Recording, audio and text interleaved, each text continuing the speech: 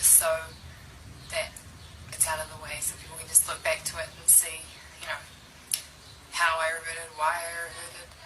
I'll start off by saying revert means convert. It's the same thing, if anyone's confused. Revert means that you're going back to it, because in Islam, everyone's born Muslim, they're born innocent, they're born pure.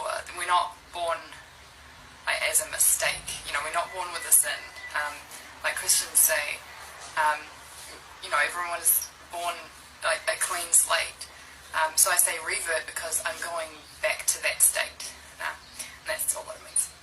Okay, so I was raised Christian, as I said in my previous video.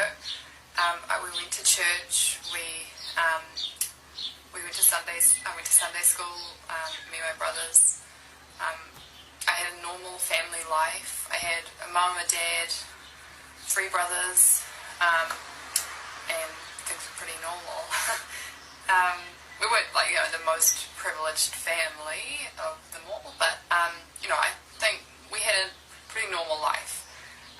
My parents divorced when I was 8, and I went to live with my mum here, and that's when things sort of started getting a bit weird.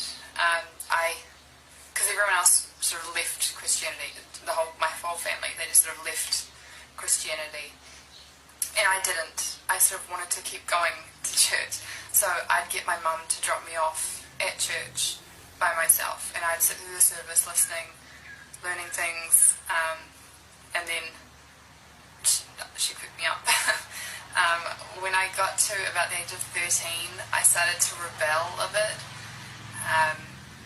and I sort of pretty much lost my religion. I'd tell everyone I was Christian, but I wasn't Christian. I didn't do anything Christian-like. When I was 16, when I was 15 and a half, I moved out. Well, almost 16, I moved out on my own, because I felt like my mum and her new partner had their life, and I wasn't really involved in that. They had a daughter, and I was sort of an add-on. My brother had already moved out, and I felt like I didn't belong in their family, so I moved out. My mum helped me move out, which is kind of weird. She didn't stop me from moving out at all, which I look back now and I think it's kind of sad, but I don't know. I mean, I was happier on my own, so yeah. I started modelling when I was 16, exactly 16, and they kept telling me, oh, you're going to, go to Milan, you're going to do this, but all you have to do is wear a bikini and lose 4 inches off your butt. And I was like, at the beginning I was like, yeah, I can do that. When they started saying that I was sort of overweight and that I needed to lose weight to continue on as a model, I thought, like, something's wrong. And I remember my last audition, or my last interview as a model, I remember going in there and there were about 20 other girls in there, and I just remember thinking, like, these girls have not eaten anything in a long time. Like, they are really skinny, and they're going on about it, saying, salads, and, you shouldn't eat there, and you should eat this, and it's like, all I was thinking is, I just ate Dunkin' Donuts, and now I'm here. I was like, I do not belong here, I want to go home. And so, obviously, I didn't get that job, because there were a whole lot of skinny minis around me, so I quit modelling. I don't think it was because of Islam. I think it was just more of me as a woman knowing my limit, because there was no limit with modelling. Models will do anything. Like, they will take off all their clothes, they will say anything, they'll be anyone. They'll starve themselves just to look good, just to have that one photo shoot, And I just thought, like, there's more to life than that. So I said my Shahada quietly, not like a big gathering, because I thought I didn't want a whole lot of strangers there, for a big thing in my life. Not by myself, with another person, but I didn't want a whole lot of people there. My parents did not support me being Muslim. They still don't, really. My mum puts up with it sometimes.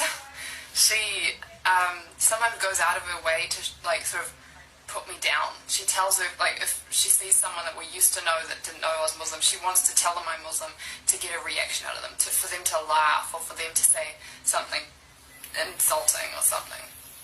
When I was in my last year of high school, actually I had one more year, but I left after that year, I met some new friends. I made new friends in that year because I saw that my old friends were like going downhill a bit. They'd been partying and not studying and like that, and so their life was leading nowhere, and I didn't really want to be a part of that. So I made new friends. A few of them were Muslim. I didn't know that. I didn't, become friends with them because they were Muslim. They were just Muslim. Guys and girls, not just one. And I remember asking one time, I was texting my friend, and he said, "Can't text, I'm at mosque." And I was like, "What's this magical place you can't text in?" And he didn't, try and convert me in the text. He just said, "I'm at mosque, can't text." And I just thought it was so opposite to what you hear about Muslims on, TV, because I grew up in, New Zealand, it's a Western country, and I automatically had this negative view on Muslims, and I was so wrong. I thought they were all, bad people. I thought they all, hated everyone, but they really don't, and I liked how when Muslims talk to each other, it's like, salam brother, salam sister. It's really nice. I like that. It's like respect in Islam, and you don't see that in anything else. And I looked more into it. I kept looking into it, and I had some ups and downs.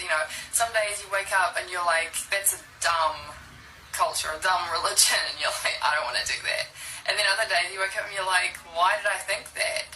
It's just sometimes it's too much change. You think, this is happening too fast. I want to wear shorts. I want to wear my hair down, show off, and but you do change. I've changed. I've accepted myself, and I like this so much better than what I was before. I started wearing the hijab a year ago, but yeah, I always found it sort of hard. I still do a bit.